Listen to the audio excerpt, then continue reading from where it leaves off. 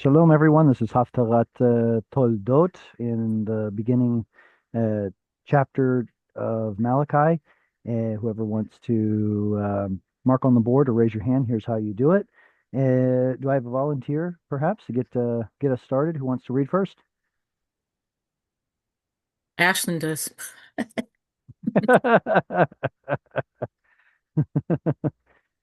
Sh- I would love to since I'm being voluntold.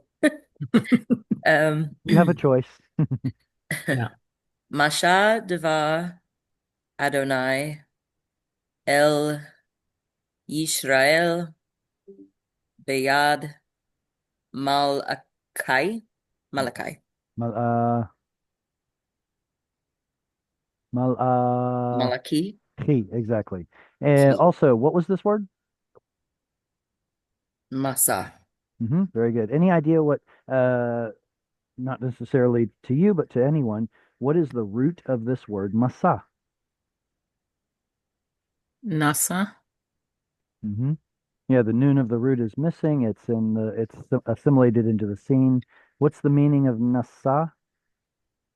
to carry or lift up. Lift, bear, carry, and then the pattern, maktal, with root one, root two, root three, maktal. It typically indicates what kind of a word? What's the function of such a word? An action word like a call. It turns it into a noun. Uh, Like well, sometimes this will become a chirik. So we're looking at words like makom or mikdash or mishkan. Um, oh, place. some, well, some kind of a, well, it's really hard to pin down. It could be a tool, an instrument, a place, something that is a noun that is related to the verbal action of the root. So what is a masa? It's a burden, a thing that you have to nasa, carry. And so masa dvar Adonai, the burden of the word of the Lord, El Israel, unto Israel. Now, is this talking about the entirety of Israel, or is it talking about something more specific? Like, is it talking about just the northern tribes or all of Israel? Mm. It's a good question to ask. And the let's see, Malachi was what last one of the last prophets. So I guess the northern tribes are already carried away um, by this time. I don't know. I probably should have checked that before I asked that question, but it's one of the things that you want to ask and find out. Biyad Malachi. What is this guy's name? What does it mean? What does it mean? Yeah. Like messenger or angel, or my angel or my messenger? Yeah, that's what it looks like. Malach is a messenger. Malachi, mine. All right, who wants to read next? I go. All right, go ahead, Cheryl. Um, אהבתי אתכם, אמר אדוני, ואמרתם, במה אהב, במה אהבתנו, הלא אח עשיו ליעקב, נאום אדוני, ואוהב את יעקב, ואוהב את Mhm. יעקב. Va'oha, very good. Ahavti etchem, amar Adonai. hmm I did, or I have, or I had loved you, whichever one makes sense in the context. So I have loved you sounds about right. Etchem, amar Adonai, says the Lord.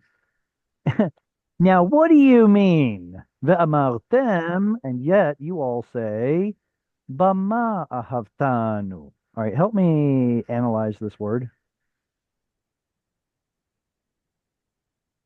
Bama would be how, um, right? have In you like loved us? in like Have in what done. way, and how, what ahavtanu. So this word over here, how do we analyze it? How do we break it down into its components?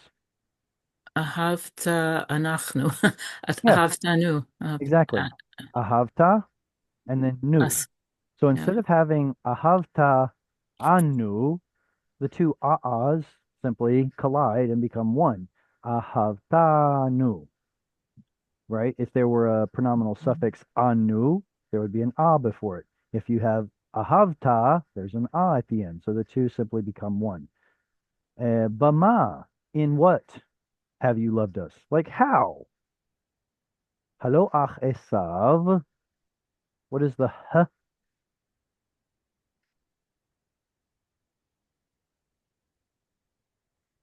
Interrogative. And so hello would be like question, isn't, aren't, weren't, something like asking a question in the negative. Um, was not ach, the brother, Esav to Jacob or belonging to Jacob? Wasn't Esau Jacob's brother? Ne'um Adonai uh, said, is Ne'um a verb? I think so. Um, Nope. said like a speech. It's like giving a speech, isn't it? Very good. It is a noun. It is a declaration. So Mm-hmm. the declaration, or sometimes it would be translated if a prophet is the one that's saying it, it would be something like an oracle, but it's a noun of some kind of declaration. So Okay. technically, this is just simply declaration of the Lord, just reminding you where this is coming from. So But it is a noun it is then. a noun, Mhm. absolutely, and the translator just thinks that sounds funny, so he puts a verb in instead. And then God continues, Va'ohav et Yaakov. What is et in this particular case? What is the word et? Direct object marker. Okay, so that means we're looking at the direct object marker. So this is the direct object, which means the verb is being done to him. That means this over here is a verb, right? Hmm. Yeah, this one is. Yeah, there's no trick question.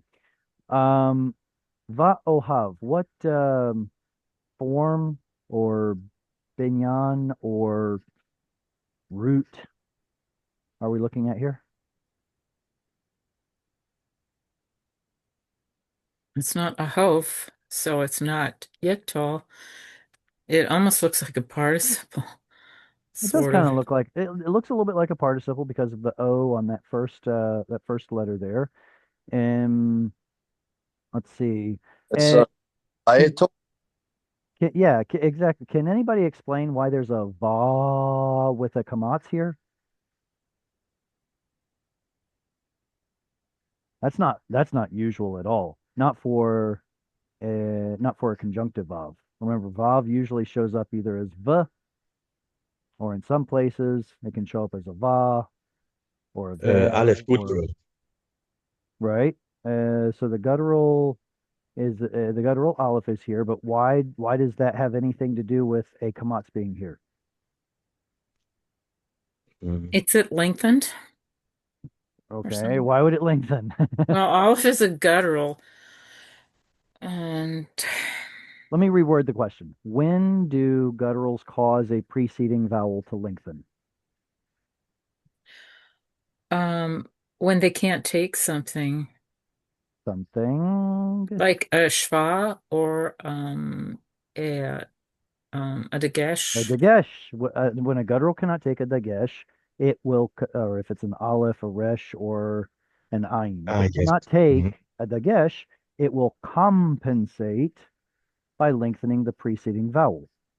That's what we're looking at. So this vav kamatz here is a secret undercover vav patach dagesh. What are we looking at? Yes, yes, yes, yes. It's a We're looking at a vayiktol. vayiktol It is a vayiktol. All right. As a vayiktol, what does the aleph tell us? that I'm it's doing it. me. It's me. I am the one Yeah, doing the action. It's first common singular, I.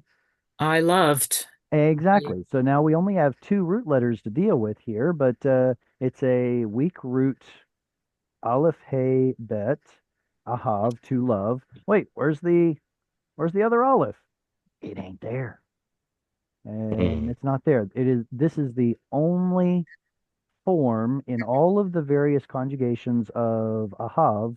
This is the only form that has a letter missing, and it is more or less because of this one missing letter that it gets a verbal category all to its own, along with, well, all to its own, along with 4 or 5 other verbs, called, anybody?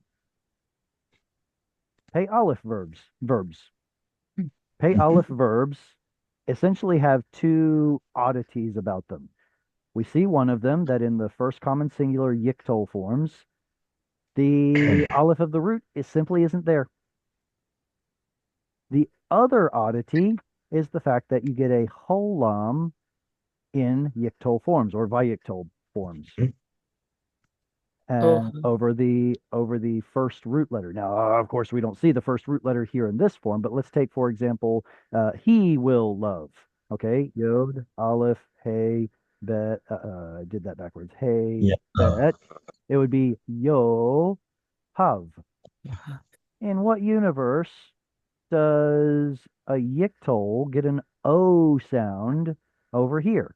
Only in the pay aleph category.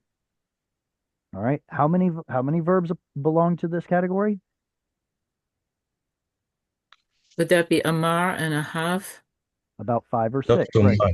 Originally, probably 5, and then a hav is added to it later on, possibly added to it later on. But so we've got the root amar, like vayomer, right? So Mm-hmm. what would the 1 CS form of the verb amar be? I will say. Vayomer. Ah, nee. Ani That's the vayiktol. Put it in yiktol. Yes. Uh, Ani om. Amorate? Omar, Ah, Uh-huh. right? So it's the same pattern as ohav. yeah, Omar, I yes, will I right. will say. Wow. What are the other roots? There's ahaz, Mhm. avah, uh, Achal. afah, and achal. That Achal, one, yeah. two, three, four, 5 plus ahav makes 6. Six, yeah. These are all of the roots that belong to pei aleph. Mm. So in the What does Ava mean? Ava is to be willing. There's the theory is that the verb ava is the verbal root from which the root father comes. So avinu, our father, you Mhm. can see when the suffixed form that there's a yod in there. And so the Mm. thought is that it is the root of av. And so Hmm. that means the father is the one who is willing to take on this enterprise called family, the one that's willing to provide, the one that's willing to protect, or something like that, the one that's willing. Mhm. And what is Mhm. afa? Yeah, what is Ava? Uh, Afa. Oh, Afar oh, is when you pass by and when you pass It's by a bakery, like bakeries. mafia, yeah, you smell it when you walk by the mafia. Oh, Oh, bake to cinnamon bake. rolls, fresh smoke. bread. Yeah, it's a bakery. A So big. afa, the root afa Bake is to bake, or he baked. Ah, yes, Hmm. yes, yes. What about ahaz? to grab. To grab, grasp, seize. And achal, well, that's what you do after you pass by the ma'afia, right? Because you're going to stop in, get something to eat, and then you eat it. Achal. Yeah. And okay, questions on this slide before we move on? So the hava is love, right? Right. The noun ahava has a different pattern. That is a noun. Aha. Let me see. Aha. Aha. Trying to remember what the vowels are. Help me out. Ahava? What? Well, I'm trying to remember whether it's reduced vowel kamats or Ahav. whether it's patach and then reduced vowel. I guess it would be aha. Someone correct me if I'm wrong. I think it's aha. va, ahava. And that would make the most sense to me, but Yeah. I reserve the right to be wrong. So Usually I'll just spell it without vowels. so the Vav up there is what turns it into and yet I love. The vav here does more than just make it's not okay. Short answer, no, it's not the word and. It is the prefix for vayiktol, which says there is a consecutive action. Well, a consecutive action means that it's happening in sequence, right? So one thing and then another and then another. So in that sense, the English translation will have the word and or so then, afterward, some sort of a transition word. So here the transition word that was chosen is and, but it's not because we're looking at a conjunction vav, it's because we're looking at a vayiktol, vav patach dagesh, that got transformed because of the guttural. And the direct object marker is saying it's love Jacob. This is the thing over here or the person that is receiving the action. Yes. So ohav, I loved, va'ohav, I loved, et, whom did I love? It says here et Yaakov. Correct. Thank you, sir. Yes, absolutely. Who would like to read next? I can read when you want. Yeah, Thomas. Okay. ואת עזב עניתי, sorry. שנאתי, ואשים את הרב שממה, ואת נחלתו לטענות. Okay, לטענות מדבר. Okay, very good. Don't forget, this is not Ezav, it's Esav. עזב. Esav. Yes, עזב. Yeah. All right. Not Well, I don't know. Your sounds an awful lot like a z. German. I know. Just blame it on the German. Ve'et Yes, esav saneti. עזב. Okay. Here we have the same suffix as before. Remember, it was ahavti, and we translated as I have loved. Now we have saneti. Should it be translated the same? Be consistent. Yeah. I have hated. Va'asim et harav shmama. All right. This will be an easy question now. Why is there a vav kamatz? It's a vayiktol. Vayiktol. Lengthening. Aleph. Guttural. Right. Guttural. It's because of the vayiktol, the aleph. So this is a 1cs I am doing it verb. What's the root? Same. Yeah, sim or originally sum. It does show up in the Bible a couple of times as sum, but mostly it shows up as sim. To put, place. And I put et harav. What's the vav? Is What's the yod? plural. Plural. What's a har? Mountains. Mountain. His mountains. Shmama. Desolation. Desolation. Shin mem mem is ruin, destruction, desolation, waste, bad stuff. Ve'et nachalato. Okay, this is making me feel better about the ahava that I wrote earlier because we have a patach and then a reduced vowel here. It's probably the same pattern as ahava. Anyway, I digress. Nachalato, what's the vav? Is. Is root. Nachal. Nachal, yes. What's the tav? It's construct. Is feminine ending. Hey, Yeah, Nachala it's is the marker of the feminine. yeah. Of course, I need an F and of. There we go. And that shows up either in the construct or in a suffixed form. And in fact, it used to be that almost all feminine nouns that end in kamate ended in a tav, but Hebrews stopped pronouncing the at the end.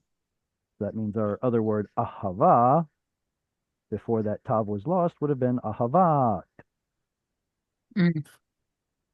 But just like the T in buffet went silent, so also a bunch of tavs in Hebrew went silent, and that turned it into ahava, and then to that, a mater lectionis letter was ultimately added in the time of Solomon. Ahava. Letanot midbar. What's le?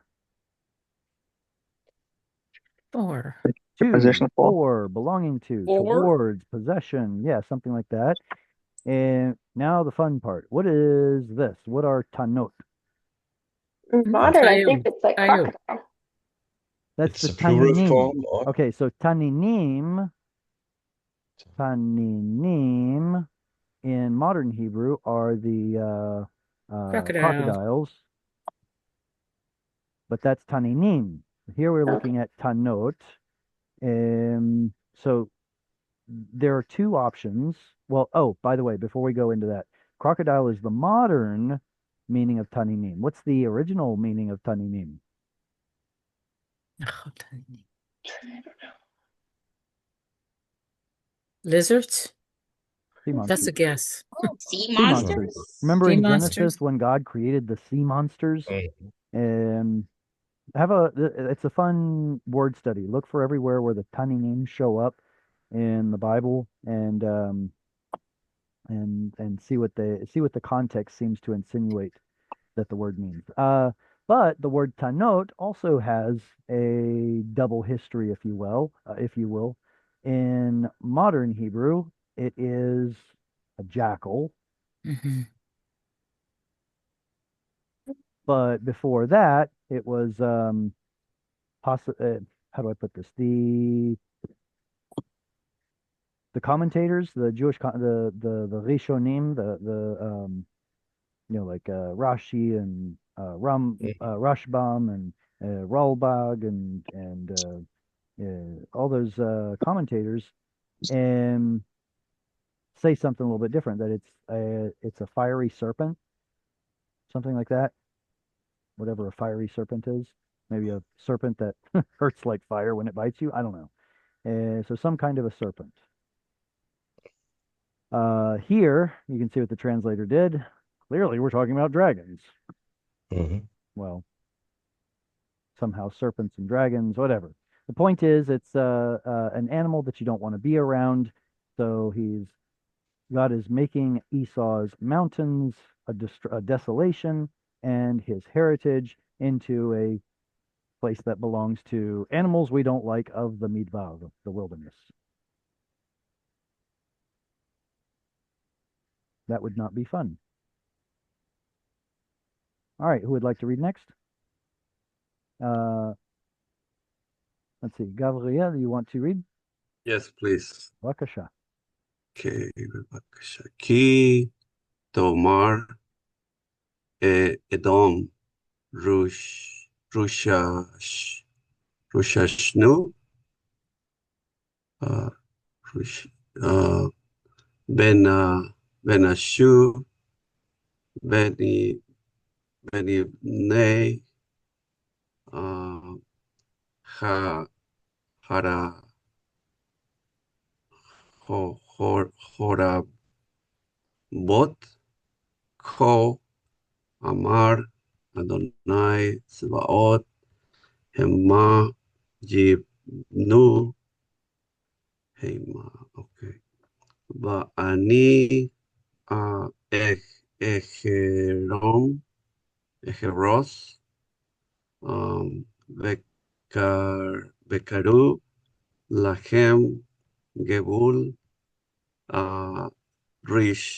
רישה והעם אשר שם אדוני אז עולם. עד עולם, אוקיי, תודה. עד עולם. כי תאמר, טוב מאוד, very good. כי תאמר אדום, רוששנו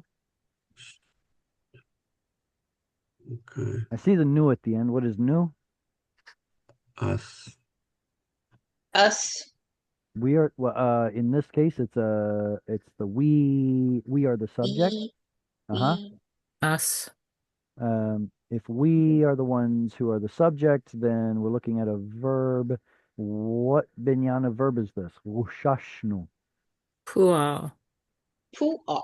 Yeah, we've got the strong dagesh, the u vowel here and the a vowel here. It's pu'al. Pu'al. And what does that tell us? What does a pu'al verb usually connote? A passive voice. It's a passive voice of some sort of an intensive action, usually intensive action. Rushashnu, we can see the translation there. Not a terribly common word, but at least we could tell that something has happened to us. We are impoverished. Somebody did it to us. Kitomar Edom. So Edom is saying we are impoverished or we have become impoverished. V'nashuv. What is na? We. We will. Instead of we did, it's now we will. And then shuv, we will return. We will come back. V'nivne. And we will, that nun And missing yod, bana, to build. And what will we build? Horavot. Horavot. This looks, well, I don't want to speculate there. Horavot, has anyone heard of the Horva synagogue in Jerusalem? yeah. It's the same root. It's destruction, desolation. So the Horva synagogue is the thing that was Harav, made desolate or destroyed. And here, Horavot, with the reduced O right there, would be places that are made desolate. Ko amar Adonai Tzvaot. Thus he has said, that is the Lord of armies or hosts.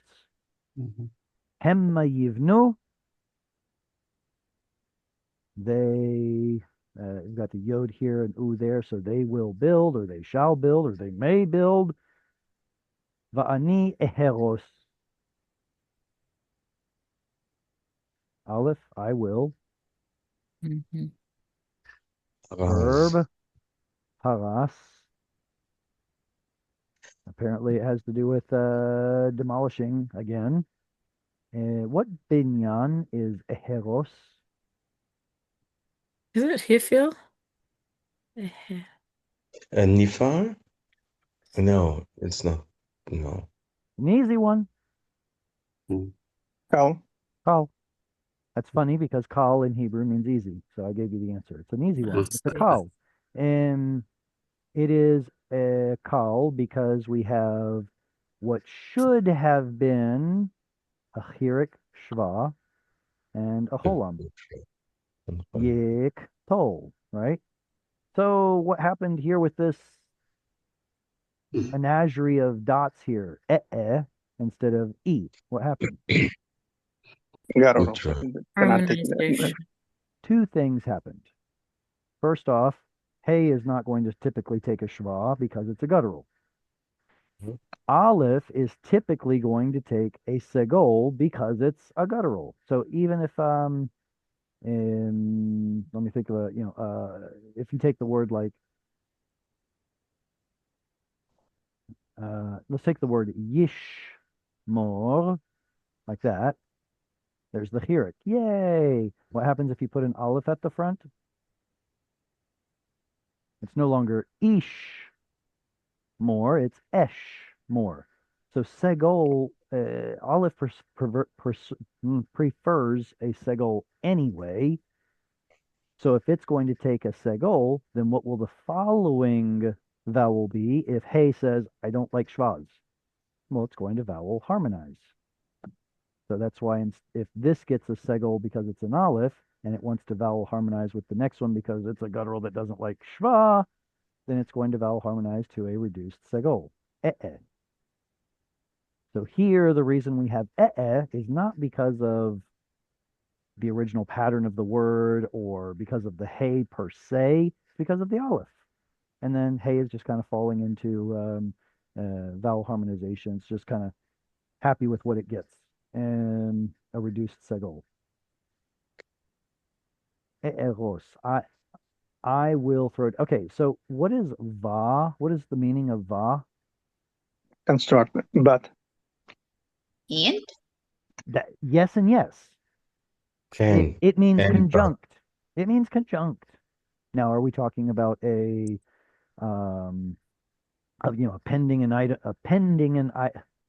appending an item to a list, or are we talking about contrast, or what exactly are we trying to conjunct here? Well, because this says they will build and this says I will throw down, those are opposite statements. There's contrast, and that's why the translator says, I think I'm going to translate this as however, but contrast. So use the context to figure out how to translate va or va, because Vav has a much more versatile uh, arsenal of denotations than our word and has. Vikara'u, what form is this? Vikara'u. Bekata. Bekata. Vikata. So there's no there's a vav here. Yep. There's no yiktol prefix. Kuf is not a yiktol prefix. There's an oo at the end. So this is what tells us that we're looking at a katal verb because it's a katal suffix. The ah, and in fact the shva a little bit, but primarily the ah here is what tells us that we're looking at a kal or pa'al benyan. And then the va says it's either a conjunction and or it's flipping the tense of the verb. So which one is it? Well, if they will build and I will throw down, and then they called. Well, that doesn't make sense. No, they will call makes a lot more sense. So you can see that this is a vekatal because of the context, and therefore it's future. And they shall call lahen to them gvul rish'ah, the border of rish'ah. What is let's see. Reshaim are wicked ones. Resha is wickedness, like a wicked deed. And then Rish'a, I guess that would be kind of, that's a great question. What's the difference between Resha, a noun, and Rish'a, a noun? They're both nouns. This one's masculine, that one's feminine. If you have two words that are both nouns, they have the same root, they have pretty close to the same meaning, same translation in English.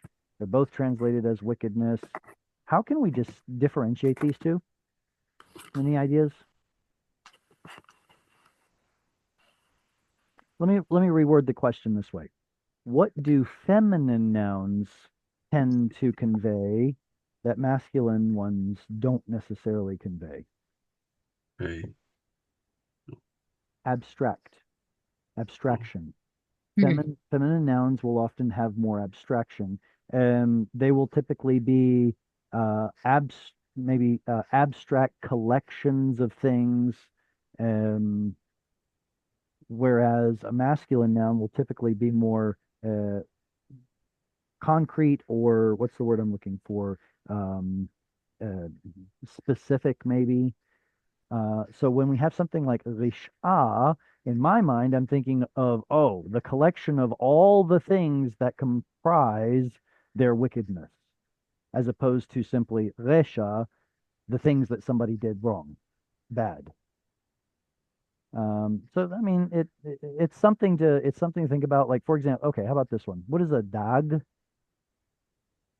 A fish. A fish. What is a daga? Now that you know, Female fish.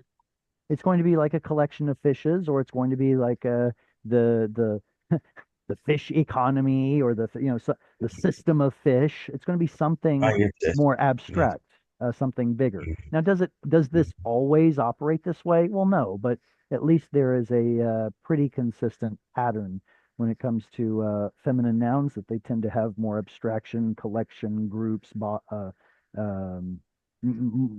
pieces, parts, working together, something like that. And V'ha'am asher za'am Adonai ad olam. Ooh, ooh, ooh, ooh. V'ha'am, and the people. Which people? Asher, that. Za'am Adonai ad olam. Za'am. Pretty simple. It's a 3NS vowel verb. Maybe we're not familiar with the root, but the pattern looks normal. The Lord has indignation forever. Wait a second. When I see the word asher, I know it's a relative particle, and it's relating the thing that was just said to something inside of the relative clause. So where's the connection? Where's the ha'am showing up in this relative clause? Like there has to be a connection between the two, right? A share gives us extra information. So somehow we have to tie it back. Where's the connection? There's no verb there to connect them. Well, there's a But verb here. What do you mean? okay, so but that's God. God was angry at them forever. So the It's at at them. them. So the at them part is what is left for us to it's understood. It's implied, not expressly here. Now, if we said something like Za'am Adonai Oto, it's supposed to be the word Oto. Use your imagination. Then the express mention of Oto is what points back to Ha'am, masculine singular, Oto, masculine singular.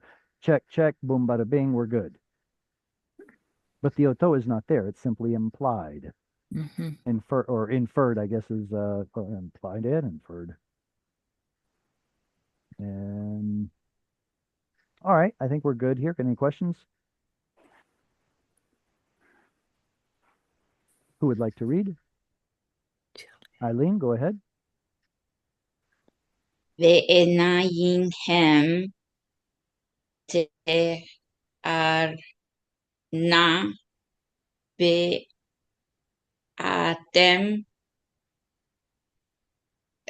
ta ta ta manu Tomeru. tomeru yegadel Yigdal. yig yigdal, right? Adonai Milal Liga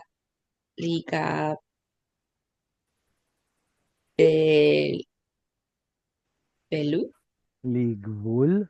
Ligbul Yisrael. Very good.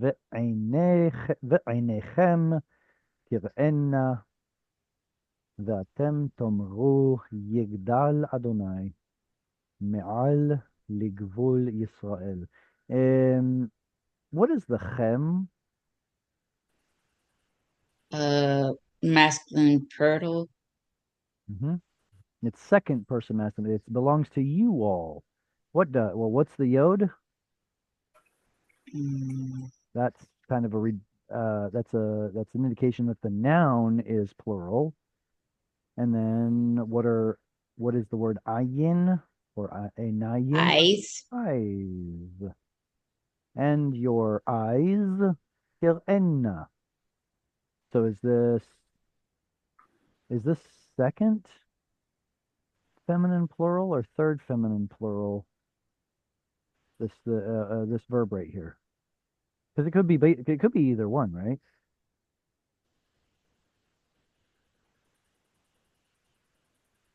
You shall see. I think it's 3 for some reason.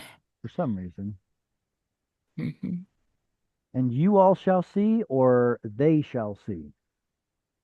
It's think one or it's the Your other. they. eyes, your There eyes. it is. Yes, the subject is eyes. Eyes are feminine because they are a body pair that they're a body part that come in pairs. So this is feminine plural. So, well, third feminine plural, right? Because I'm not talking to eyes, I'm talking about eyes. So the context would demand that it is 3FP. They shall see. The eyes that belong to you all, they shall see. Vatem tomru, and you all, yes, you all shall say. Now, why did I word it that way? And you all, yes, you all shall say. Well, because there's no reason to have atem expressly expressly here if you already have a yiktol with a tav and a vav. The tav and the vav already says you all. So what do we need the pronoun for? Maybe He's emphasize. emphasizing. Maybe emphasize. And you all, yes, you all shall say Yigdal Adonai. We're still talking about Edom, right? Of Esau. You all will say Yigdal Adonai. All right, what's Yigdal Adonai? Is it a yiktol? I see a chirik, but I don't see an O. That's okay. That's okay. It's Why not is it okay? cholam. Isn't some yiktols have a patach instead of a cholam. Yeah, which ones? Statives and 2-3 guttural, I think. Yeah, if there's a second or third root letter that's a guttural, then it will have an ah sound. Or if it is a state of being verb. This here, which one is it? Does That it have must be state yeah, of being exactly. because Does it have a guttural in the second or third root letter? Nope. nope. So it must be this one, state of being. He will be great. Gadol. He will be magnified. He will be, big, great, magnified. It's a state of being verb. Okay, can I ask a question? You just did. Ask another. Why is eyes 3FP, not 2FP? If you were speaking to the eyes, then it would be 2FP. Okay.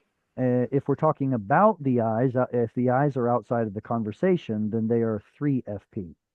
Okay. That's all. Let's see. Me'al ligvul Israel. Okay, I'm having a little bit of trouble here because me'al is a preposition and l is a preposition. It looks to me like there are two prepositions right after the other, and that's hard for me to grasp, at least with a trying to understand it in modern Hebrew. Me'al ligvul. Me'al. What does me'al usually mean? Above, but here Above. it means beyond, I think. What does al usually mean? Upon. Like resting upon, touching. Now there is a difference between on and upon. Does anybody know what it is? What's the difference between the two? I don't remember. One is above and one is touching. touching, yeah. What's the difference between in the bag versus into the bag? And that's an action. Into. It shows it shows that something is moving into as opposed to simply being inside of, right? If I say the book is in the bag, it means it's just sitting there hanging out. But if somebody put the book into the bag, now you can see that motion of someone putting the book into the bag. Same thing with on and upon. The book is on the table, or I set the book upon the table. Shows action. Yes. But anyways, that was a trivial English question. But anyway, al usually means on with the idea of touching. Me'al means it's not yet touching, it's still suspended over, above, right? So the book is al the table, but the chandelier is me'al the table. That's usually what me'al means. So here they've got a from to signify the me, which comes from what word? Mean. Mean, right? Mean turns into Mean. me when? When does mean become me? Guttural. It's Gutturals. Put a big fat G right here. When a guttural shows up, it says no thank you to the dagesh and lengthens the preceding vowel. That G right there is just representing any guttural. I hope you like it. I just came up with it. And me'al, from above, ligvul, I guess like pertaining to the border of Israel. Mm. Okay. Why are your eyes, O Esau, seeing, and you are saying the Lord will be magnified above the border of Israel? Okay, where is Esau located? Pardon me? Where is Esau? Where is Esau's territory? Edom in the south. So here's Dead Sea. There's the Galilee Sea. Jerusalem's, somewhere right here. I guess we put a Mhm. star. Oh, no, let's put this kind of star, right? Okay, that's the capital city right there. So where is South- Esau? Where is Edom? Like southeast. South. Southeast. Mm. Okay. And it's a And hill country, right? yeah, That's so big. basically all along here is a giant I guess Mm. it's a giant pisgah. It's a giant precipice. It's not basically all of this area is like a giant plateau. So there's a huge rocky drop off all around here. So the hill is it hill country? It's not the land of Edom or Esau can and does overlook the border or boundary of Israel. Remember, where was Moses when he looked out and saw the entire land of Israel? Mm. I guess it would have been somewhere. Hang on, it would have been somewhere over here, right? about 18 kilometers from the border. From the border. Moses. Yeah. Mm-hmm. On Mount Nebo, Anyway, right? So he was at a high enough elevation that he was able to see the whole land. That I don't know, maybe that has something to do with it. The land of the Bible is the biggest character in the Bible that we know the least about. Cindy seems to know a lot. Cindy, Yeah, your fellow former instructor. She knows a lot about the land. about the land of the Bible. Yeah, she has a great course on it, doesn't she? Yes, Land she of the Bible. It's very informative. All right. If there are no questions, who would like to read next? yeah, I'd like to go. I'd I open. had a turn. All right. I heard somebody, but whose voice did I hear? Yeah, Anatoly. No, I'd like I to heard read. Anatoly, but yours was second. Who was the female voice that I heard? Oh, it was Elizabeth. That's me. Ah, Elizabeth. Elizabeth. Anatoly, can you take the next verse? Is that okay? Okay. Ladies first. Mhm. Yes, Elizabeth. absolutely. Ben יכבד אב ועבד אדוניו, ואם אב אני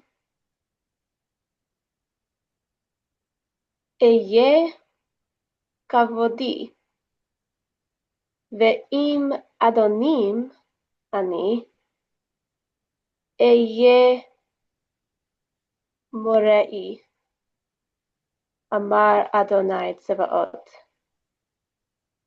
לכם הכהנים בזה שמי, ואמרתם במה בזנו את שמך. Shmecha. Let's see, what was it? I missed. Maybe there was one other one here, but could you read this word right here, please? Okay. איה Uh-huh. And this one? במה. Good. That time you read it perfectly. Okay. First time you read it, I think you shortened that initial vowel like too short, almost like it were a schwa, like a yay or b'meh instead of ba me or a yay. And then this one, you want to read that one again?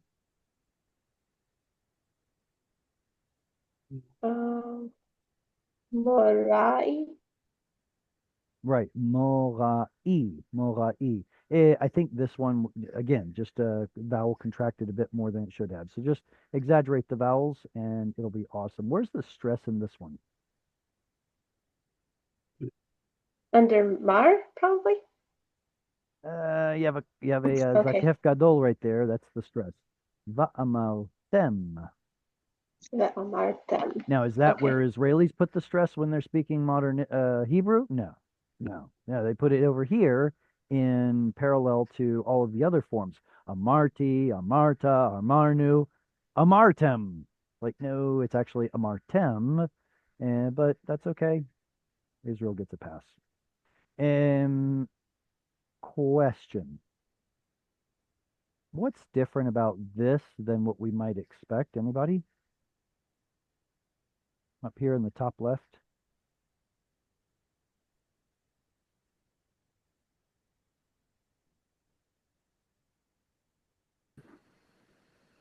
No? Okay. This is the word ani. We can see from the cancellation mark that it's ani. There's the stress. What's the usual form of this word? Ni. The stress on the second. Ani. Ani. Kataf patach. Chataf Kataf patah. patach. Very good. And because it's a chatef vowel, it shall not ever get the stress of the word. So this is the word ani, whereas this one has a full vowel ani, and the stress moved over. All right, question. Where does the stress go on this one here? Second. I'm sorry, I didn't hear that. The- Someone gave an answer. What was it? Is it final stress or penultimate stress? Final. Who knows? It's okay. So if you look at this thing right here, you'll be like, oh, look, the stress is clearly on the end. So the stress, so the excuse me, the cancellation mark is at the end. So therefore, it clearly gets the stress at the end. Remember that the cancellation marks that show you where the stress goes appear on the consonant that starts the syllable. Look, Mhm. that one, this one, this one, that one. They all show up on the consonant that starts the syllable. Is this one on the consonant that starts the syllable? Oh, no, not at all. How about this one down here? Same. It's not starting the syllable. So that means you cannot trust a cantillation mark that is not on the consonant that starts a syllable. And this one you can't trust. I don't see any here that come at the beginning of the word and not on the syllable, but they do exist also. So therefore, you may not trust the cancellation mark. Now, where does the stress go? Can you say on the first syllable because of what was already written above Yes, with because that ani? Can you if copy? we can't, if the usual form is this, ani, ani, ani, and the pausal form is this one, ani, ani, ani, well then the difference between a reduced vowel and a kamatz is the difference between the usual form, context form, and the pausal form. So this one is ani. Okay, question. Why didn't the Masoretic scribes then put a cantillation mark over the aleph? Because they care more about how to sing or chant the text than they do about where the stress goes. At least on cancellation marks like this one or this one. Or at least that's the answer that I found in the resources. And Ben Yichabed. What binyan is Yichabed? Yeah. PL. Very good. How do you know? Dagesh in the second root Dagesh. letter. Right. Well, it's actually Shva, Patach, Dagesh. These three things tell us that it is a Yik Tol PL. Or incompleted tense, PL binyan. Very good. Mhm. And what word do we know that comes from the same root? Heavy.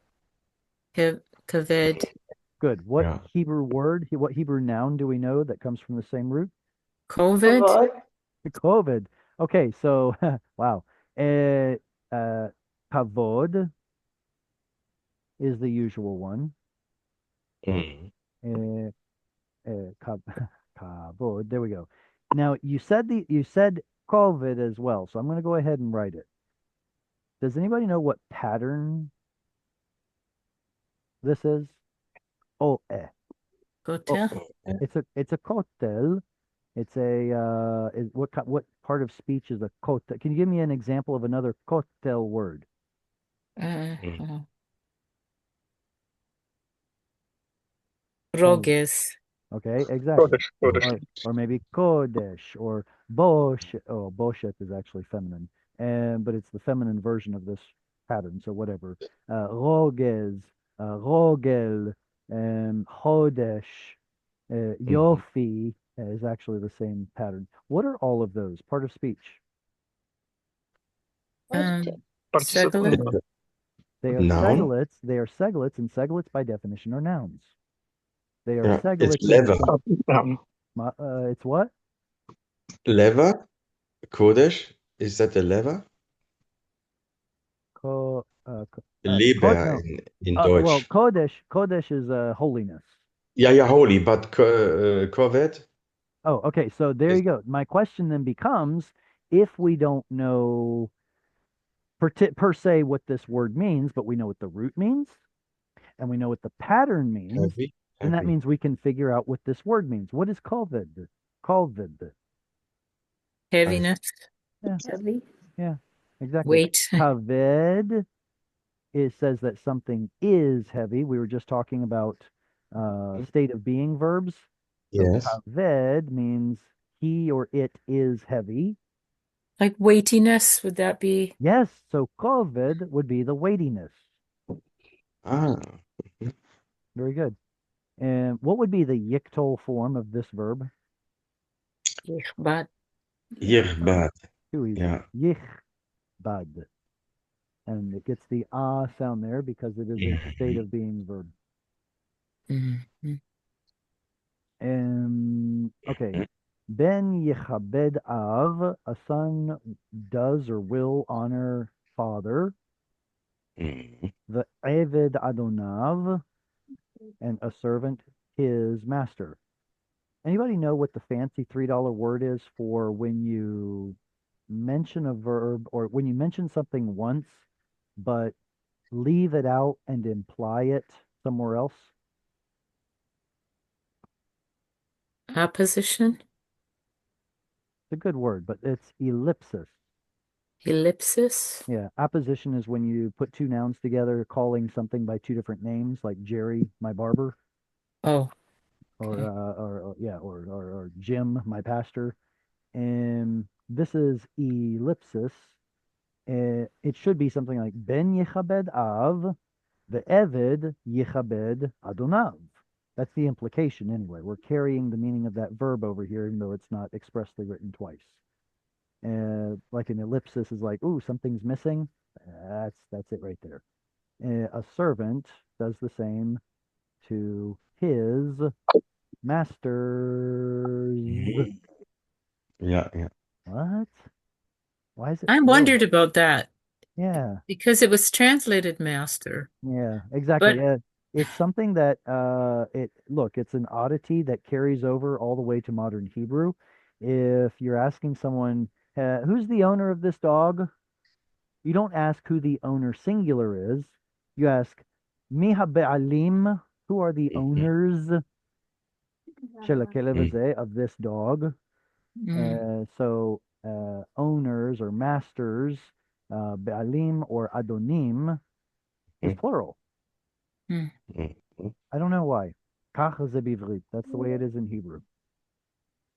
The im av ani, if a father am I, ayech vodi. Where? Where? This is a Kavodi. question word. Where is my honor? Yes. The im adonim ani, There's that plural again. And if master or masters am I aye morati. What's the root of morati? Van Yara, Yare is fear. Fear Mhm. or Fear or reverence, right. reverence. Yara, which seems to have had an original vav that turned into a yod. Yeah. And So when we put it into the maktal form, remember that one from earlier? The maktal form, what a noun. What are we looking at? Masa, right? The first word of this passage, masa. It's a maktal form. This also is a maktal form. mm, Well, where's where's the patach? How am I supposed to believe that's a maktal form? Oh, easy. Watch this. You put vav, resh, aleph, and what does patach vav become? Ow, which turns into o. So mm, maura becomes Mora. mora. It is a maktal form. The vav got in the way. If I am a master, where is morati? Where's the reverence or fear that belongs to me? Amar Adonai Tzavaot, lachem hakohanim boze shmi. my name. Lachem, to you all, towards, belonging to. What's the best way to translate this la right here? Two. I disagree. I think belonging to, like, it's your priests who are bozeh shmi.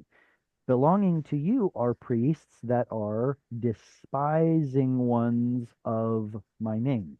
What kind of a word? What form is bozeh? Participle. Participle. Plural From form. what roof? Yeah. From what root? Bazaz or Bose Or is they. okay, a Any other regular. guesses? Any other guesses?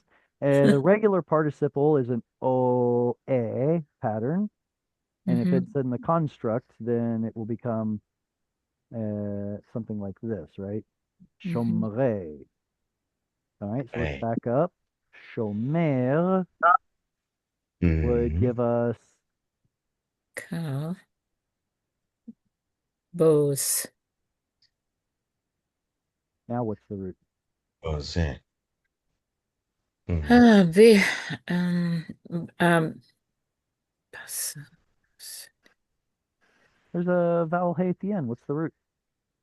Bet Yod, Zion Yod. Yod. Bet zayin yod. Now this is not to say that the root bazaz or buz does not mm, exist. Yes, they do. But there's a difference between among, I guess is the right word, bet zain, bet vav zain, and bet zain yod or missing yod, hey, whatever you want to call it, baza. And does anybody remember what the difference is between these, among these? So apparently, boze or baza has to do with despising. I wonder if some of these have the same connotation. Do we know?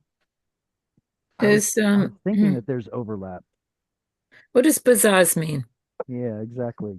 Look, a dictionary. In case you don't know what a word means, look it up. All right, mm. will do. So here we are in Bet Zion. Buzz. Wait, but isn't loot or spoil one of them?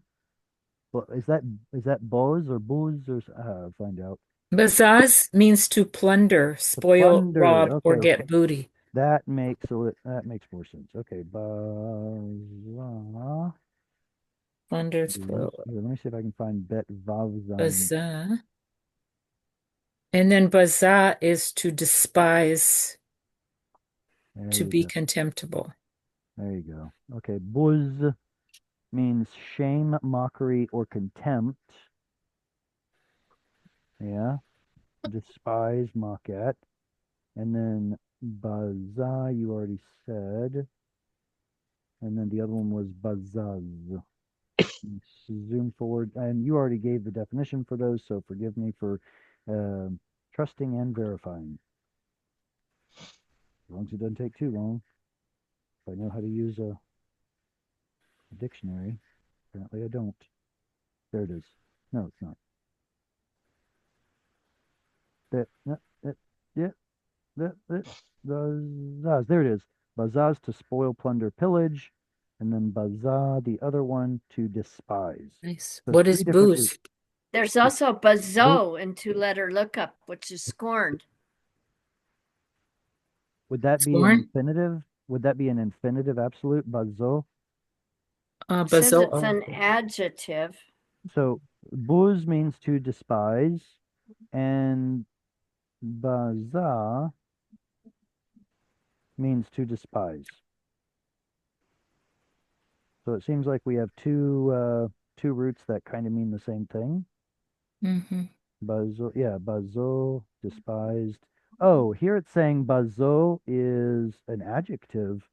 Hapax legomenon, it shows up one time in the Bible in Isaiah 49:7 in the phrase bazo nefesh. Ah, despised of beings, living beings, men, something like that. Okay, so this one we're looking at is despised, bet zain yod, and but just be careful that okay, let me put it this way: if the root were bet zain zain, what should we expect differently uh, out of the construct form? Probably, Bozes. it would probably be boze, or at the very worst, it would have a dagesh in it, right? Of some kind to represent the double zain. Ein. Yeah, the fact that it's an ein. So we'll either see two root letters or we'll see a dagesh, unless it's the last letter of the word, then you won't see anything. Excuse me, did you find something for Bet Vav Zain? Did you? Yeah. Both bet zain yod or hey and bet vav zain have to do with despised, Also, okay. and bet zain zain has to do with plundering. Yeah. So even though they are two different roots, nevertheless, Ray Charles can see there's a connection between these two. And so apparently one spilled over into the other. Think of the word, ooh, how about this one? Think of the word, well, no, okay.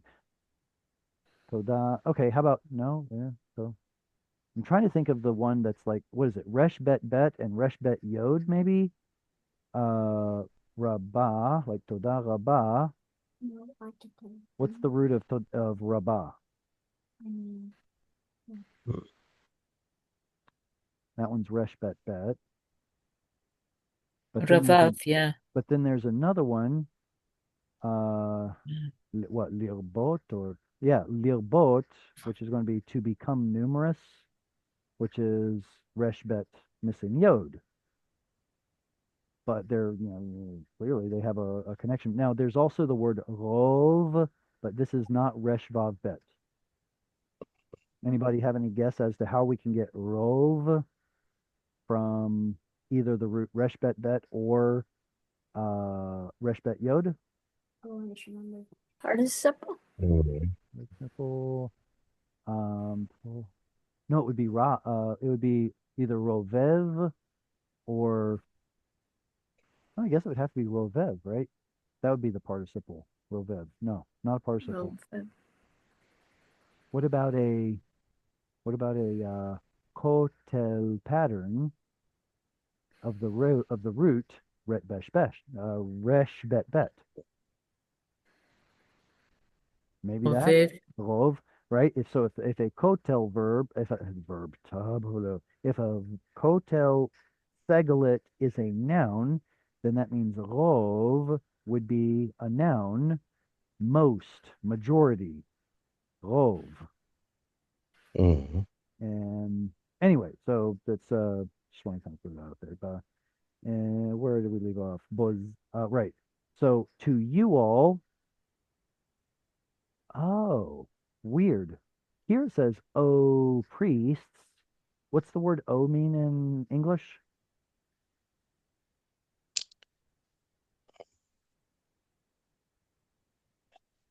It's second person, like I'm speaking to you, vocative. So what they're doing here is they're actually going with Peggy's answer that the Mm-hmm. la is speaking to you, not belonging to you. So we're not talking about the people to whom belong priests that dot dot dot. We're talking to you. Hey, he's talking to one group of people and he says, and then you, and the priest was like, "Ugh." And you, O priests, Hakohanim, Bozze Shmi, the now rather than saying despisers of my name, that's perfectly possible. Boy. But since this is actually a participle, it's an adjective. The ones despising my Mm-hmm. name, or the ones that are doing the despising of construct my name. So yeah, in a sense, they are despisers of my name, but it's an adjective. It's a substantive adjective. V'amartem, and you all said, Bame vazinu et shmecha. How have we up? See, there's the answer to our question from earlier. You despisers of my name. What's the root? Well, look down here. How have vazinu, that's ein yod. There we go. That's I'm missing yod. How have we despised shmecha? Your name. Is this a pausal form, shmecha? Can be, but Oh, it absolutely is.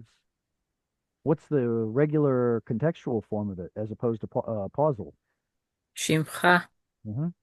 Yeah, Ashimcha. Okay, yes. shimcha. Yeah. And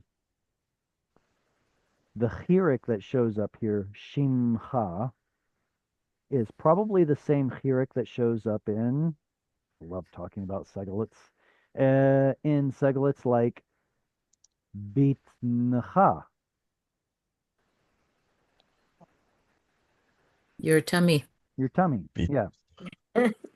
So the word we think of the absolute form of belly or tummy as beten, Yeah. but the original vowel there was a short I vowel, bitncha, bitncha.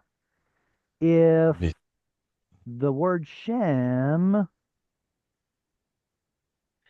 has a tsere, just like, well, maybe not beten, but some words like beten will have a tsere, like sefer has an explicit tsere there. Mm. Then that means its original vowel was a chirik, right? So also shem, name, becomes shimcha. What's the root of shem?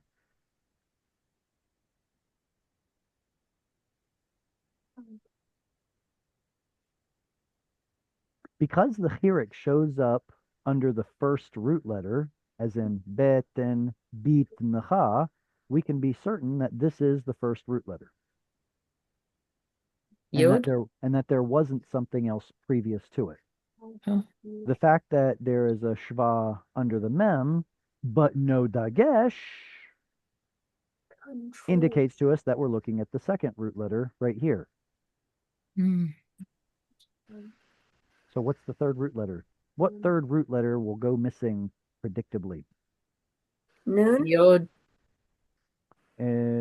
Yod, or we don't talk about it much in my classes, but yod or vav. Vav. Either yod or vav. Now we see where the yod goes missing, right? We just saw it in boze, the missing yod. It's not there. It shows up over here in bazinu, yay! But it usually goes missing.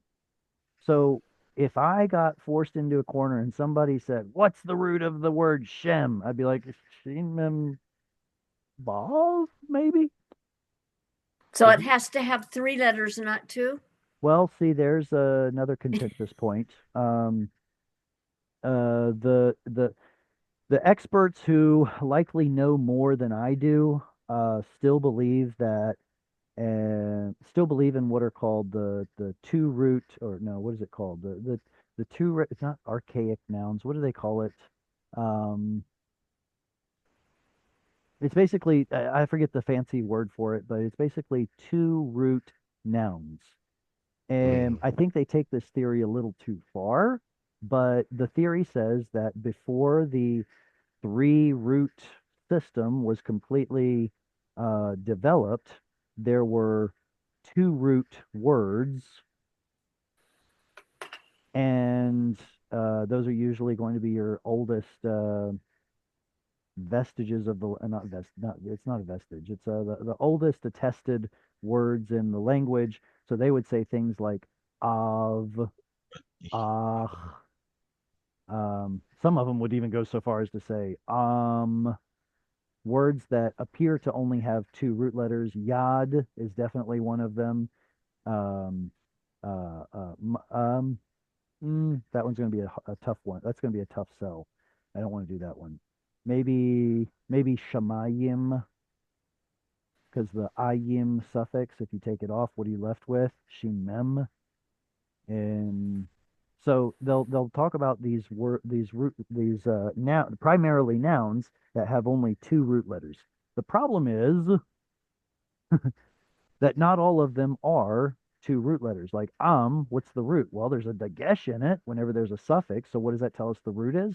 Ein mem mem. Now there you can say, well, yeah, it was probably reduplicated so it could kind of fit the three root letter system. And I'm like, well, that's brilliant. Where's the third root letter? It's still not there.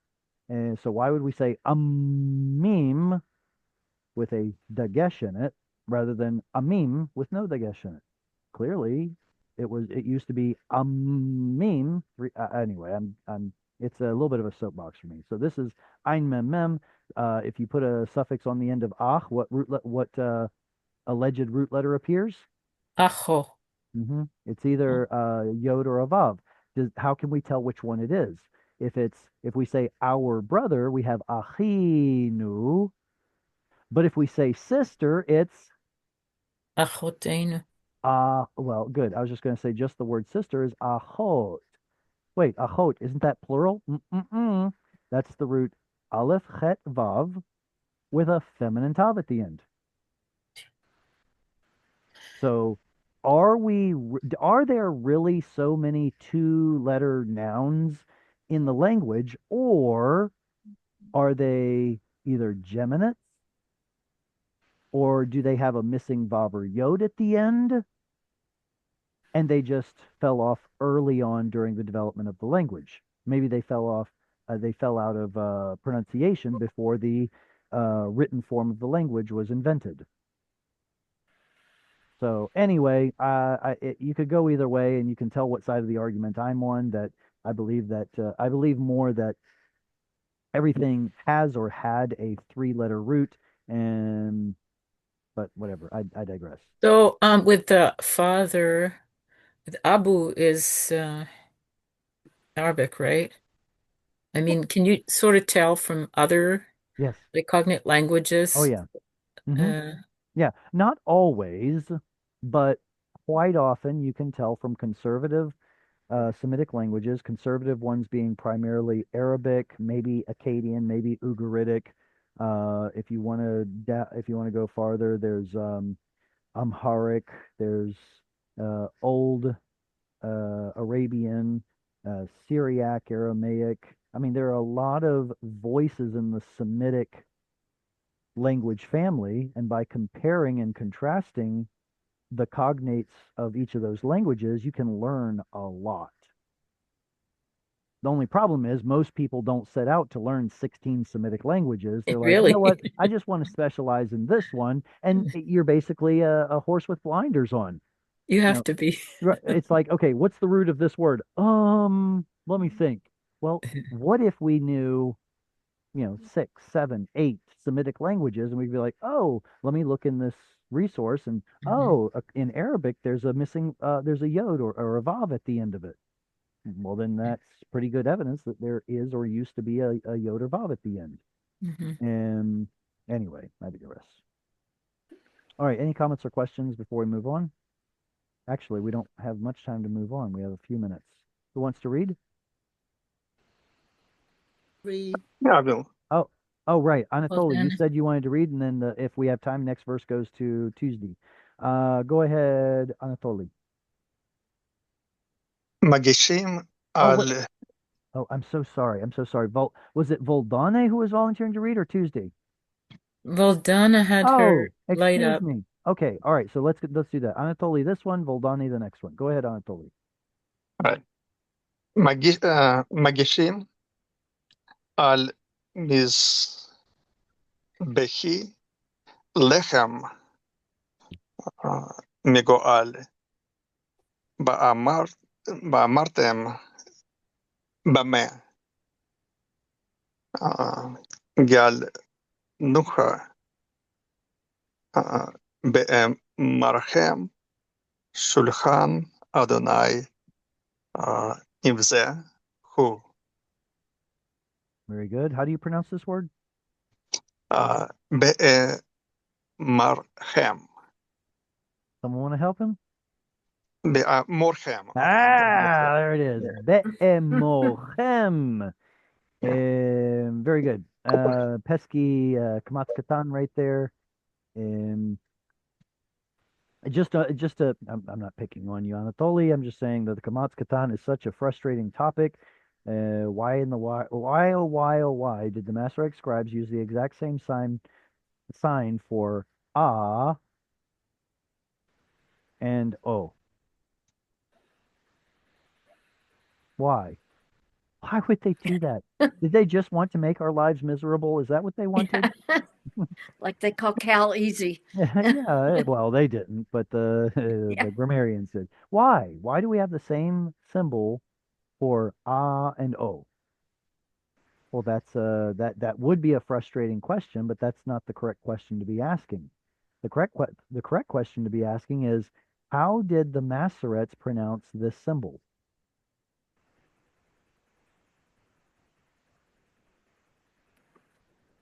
Oh. Aw.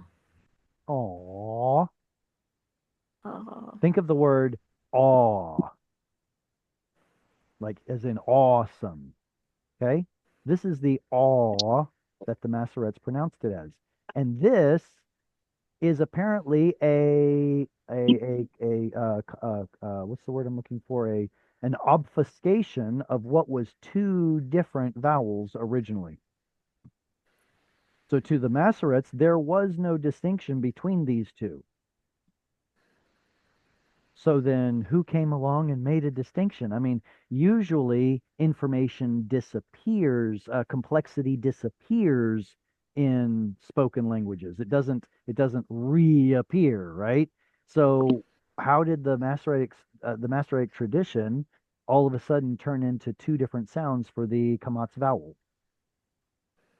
Well, while the Masoretic scribes had this Sephardic tradition had this. And of course, they didn't call it by Oh. this. They didn't call it by the same vowel. They just simply read it that way. They still preserved a difference between long A vowels and short O vowels. And then, so at some point between the writing of the Masoretic text in the Middle Ages to probably 14th century or so, and this distinction developed. The historical O and U vowels are your Kamatz Katan, and your historical A vowels are your Kamatz, long A. They disambiguated the two vowels. And that's what frustrates the, the daylights out of Hebrew students ever since. Magishim al mizbechi, the ones that are, what is the root here? Magishim? Nagash, Mangishim. Yeah, nagash, to approach. So mangishim or magishim, the ones who are causing something to approach, they're offering al mizbechi, on my place of zevach. So here's another miktal verbs. I keep doing that. A miktal patterned noun, and it's some sort of a tool or instrument used for zevach, Sacrifice. sacrificing, slaughtering, really. Lechem. Megoal. What kind of a word is this? Is this a noun? Is it a That's verb? Is it a what is it? passive participle. Mm, spot on. It's a passive participle. What binyan? Um, like, Oh, goal, go. goal, goel, uh, Oh, Ual. Yep. So the schwa right here is actually the giveaway. so it's PL. No, no, no, no, no, no. It's cool. pu'al. Pu'al. Pu'al. Right. So the schwa gives it Yeah, away. passive, right. Good. So the schwa tells you that it is either PL or pu'al. And then the OU vowel that shows up next is what tells you it is pu'al. Now, why is it an O vowel instead of an U vowel? Probably because of the guttural, aleph. And then the A of pu'al shows up right there. Remember that in the katal form of pu'al, there is a patach. Like, we'll just use this one. No, don't use that one. We'll use shulach. There's a patach right here. Someone was sent, shulach. But the participle has a kamatz. Meshulach.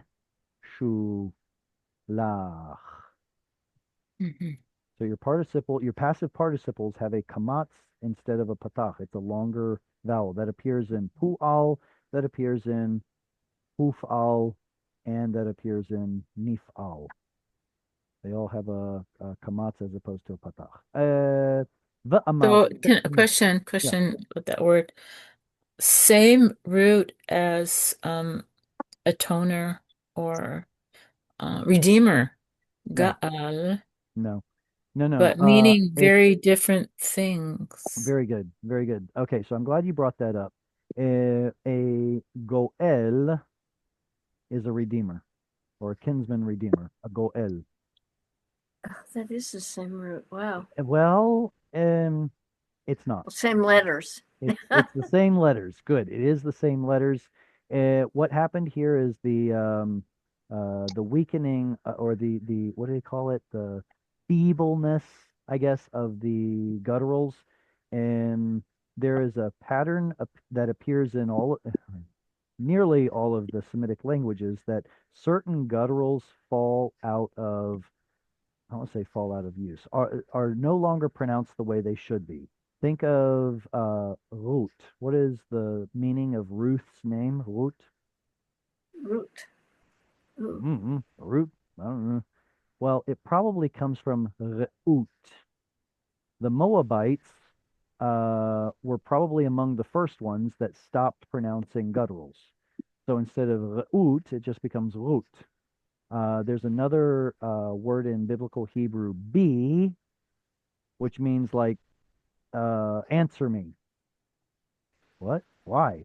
Well, because it comes from Aramaic be, and it lost the ein. Well, apparently the same thing happened here because there are other words in the Bible that have gimel ein lamed, which has to do with being polluted. So now that it's showing up with an aleph, are we to assume that Gimel Aleph Lamed all of a sudden jumped from being a kinsman redeemer to polluted, or that the ayin weakened and somebody misspelled it? So this actually tells us that it was probably sometime around the time of Malachi where ayin stopped being pronounced correctly. By the time we get to well, that's a whole different, that's another story. I don't want to get into that. So basically what I'm saying is that it is possible that the root was originally Gimel Ein Lamed and somebody misspelled it or mistook it for an aleph because Eins are no longer pronounced as Ayin. They're simply pronounced as same as aleph. Anyway, hopefully that was helpful to somebody. Very quickly, does Voldani, do you want to read? And then I've got to go. I got to, Okay. all right. Veki ta gishud in ur liz Boha, An, Ra, Reiki, Ta, Gish, Shu, P, Se, Ha, Ve, Hol, Le, An, Ra, Ha, Re, Ve, Hu, Na, Le, Fe, Ha, Te, Ka. Ha Yi Yi Zeka or Ka Yi Sa Fa Neka Amar Adonai Ze Va Ot. I'm so glad that we read one extra verse. This is one of my favorite verses in the Bible because it shows how uh, uh, it shows the candor of God, maybe. Not really not sugarcoating it at all, right?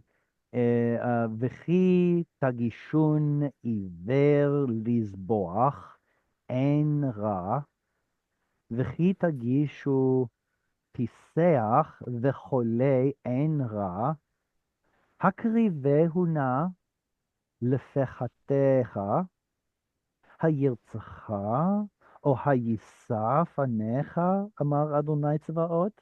Oh my gosh, this is really tough to hear if you're on the wrong end of this statement. You offer the iver, the blind, and there's no problem, not evil. You offer the piseach, the lame, the sick, it's no problem. Imperative. Okay, why don't you try offering it, please, if you would, to your governor? Will he ratzah? Will he be pleased? O hayisa, will he lift up your countenance or person? Will he look favorably at you? Amar Adonai Tzavaot. Hey, here's my cross-eyed lamb with a lame leg. It's for you. And the governor will be like, what kind of a joke is this, right? The idea is, if you wouldn't offer this to your governor, then why, pray tell, are you going to offer it to the Lord of hosts? Harsh words, but need to be said. I think that's what the next verse. And now I beseech you, okay. All right, I have to scooch. Thank you all so very much for coming and hanging out and learning some Hebrew with me. I look forward to seeing you all next week. It will be at the regular time, I Thank you. assume. Litrot, v'shalom. Thank Thank you, Jared. Great lesson. Thank you. Lehitraot. Bye. Litrot, bye.